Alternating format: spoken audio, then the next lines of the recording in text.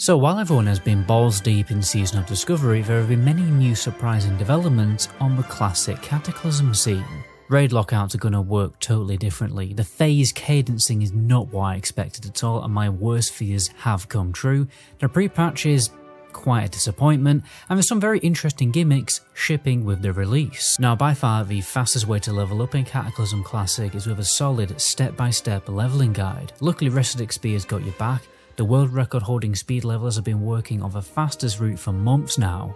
The guide is ready for a pre-order. I'd really appreciate it if you checked out the link in the description because it really supports this channel more than you could think. So, raid lockouts. Originally in Cataclysm you had the flexible raid lockout system. Let's say your guild did the first 4 bosses on 25 man, but you can't fill a 25 man roster for your next raid night. Well, you could just switch to 2 different 10 man modes and finish it off. In Cataclysm Classic, they are also adding a boss-based lockout system, although Blizzard really have not clarified what it means incredibly well. So what I gather, let's say you kill the first 2 bosses with your guild. You can then join a pug that has also just downed the first 2 bosses, but you couldn't join a pug that have only downed 1 boss. That's as far as I understand it anyway.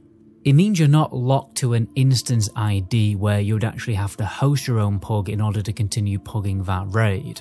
But the way to make it sound is similar to how retail works, and I think Blizzard really need to clarify this because a lot of people think that it's going to be this way, where obviously in retail, let's say you cleared some bosses in the raid, it doesn't matter, you can just basically join any group you want, but you're saved for the boss, meaning you can do the boss again but you just won't get the loot. Personally, I think this is great for pass chasing people because you have infinite amount of times in the week to get better passes. All Blizzard have said is that you can either do 10 or 25 man player raid versions of each boss in the same week, and lockouts are based on individual bosses. It basically sounds like you're not going to be able to do 10 and 25 man mode separately to get more loot. They are compensating with that with increased drop rates and more loot per boss kill. Honestly, I would prefer them to just make all raids 20 man and just have done, because it feels unnecessarily complicated when it could just be so simple and streamlined. By the way guys, very soon I'm making a pre-quest stat guide. This will give you a huge XP boost for when Cataclysm launches, so make sure you subscribe so you do not miss that video. Now 5 months ago I made a video expressing my concerns that Blizzard are insinuating that the Cataclysm phases will be released faster than usual. Apparently, according to Joe Weem5 and Joe David Munozo Martin Z4722, I totally missed Blizzard's point. But it turns out I'm totally correct, and I'm not smug about it at all. So normally all of the phases of Classic are released within a 13 to 15 month period, but with Cataclysm it's all going to be released within 8 months. Personally, I think it's a little too fast. I think around about 1 year is the perfect sweet spot. But it makes sense because the majority of WoW players aren't too hyped about Cataclysm. But they are way more interested in playing Mr. Pandaria, and I think Blizzard understands that, and they're trying to harpoon the player base there faster. They've actually decided to run a Lord of the Rings Online styled legacy server event for Mr. Pandaria on retail servers called the Mr. Pandaria Remix. This means there will be fresh retail servers with all the bells and whistles like game changes, new classes and races, but you'll all be playing a big time walking event of all the Mr. Pandaria content. You even actually do start at level 10. At the end of your character's journey, you will be transferred back to Dragonflight.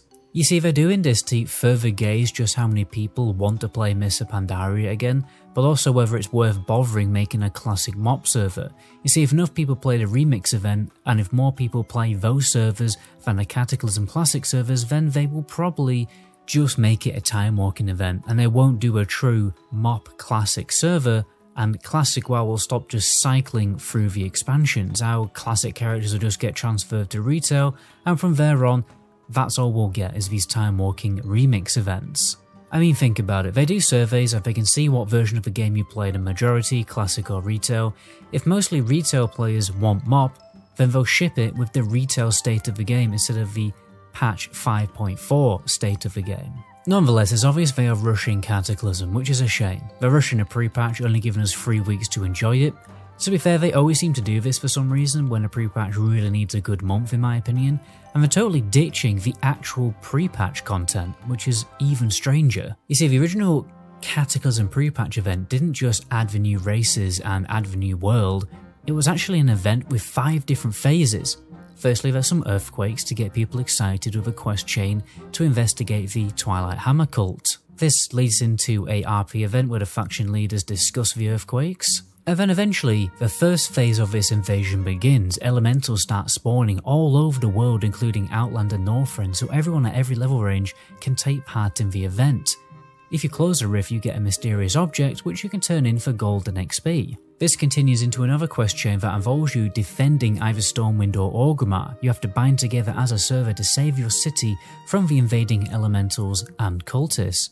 Completing this also granted some really cool world buffs. And this would lead into unlocking a bonus event you could queue for with the Dungeon Finder to go and kill up leveled up versions of vanilla bosses like Gazarilla, Crown Princess Feridus, Grand Ambassador Flamelash, and Prince Sararun. I've probably annihilated those pronunciations, but f it, I need to go to the pub. All rewarding some really good catch-up 251 gear. It's a shame they've decided to not resurrect this event. If you look at the announcement, there's no mention of it at all. They just talk about how they're going to add the new zones and add goblins and worgen. It looks like in preparation for Cata, Blizzard are doing a big server consolidation and merging some of the dead Wrath Classic realms with the mega servers. It looks like in the end, US are only going to have 7 realms and EU will only have 10. Apparently there's a bug where you can actually continuously make Death Knights and transfer them to the servers where, you know, those dead servers are going to. You know, it might be funny to take advantage of that while you can if you want more than 1 DK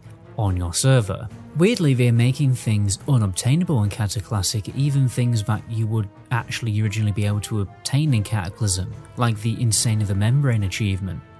I mean, maybe Blizzard generally just care for our mental health and therefore don't want players to go literally insane farming that achievement, but who knows, it seems a bit weird. And lastly, according to recent data mining, it appears that Cataclysm is getting a slight graphics update. Many of the world and gear textures have been upscaled to 4K. This is a welcome change because, let's be honest, WoW does kind of look crap when you're playing it on a 2K or a 4K monitor. And as you can see, you know, some of the old models definitely are a little bit blurry. Before I head off guys, please do me a solid and subscribe to my second channel. I've got a really good video over there where I attempt to complete the game Oblivion while playing as the adoring fan NPC. But anyway, ciao.